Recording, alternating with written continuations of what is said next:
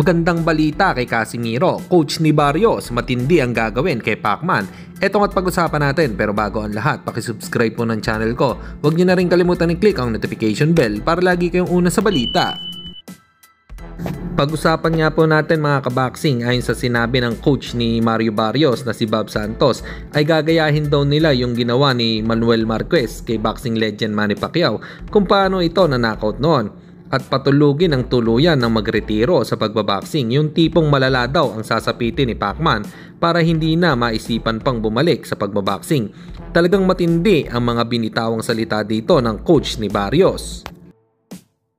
Samantalang dating nakalaban po ni Manny Pacquiao na si Ricky Hatton ay magbabalik din aksyon after 13 years na pagriretiro. At may edad na 46 ay may laban sa UAE Dubai.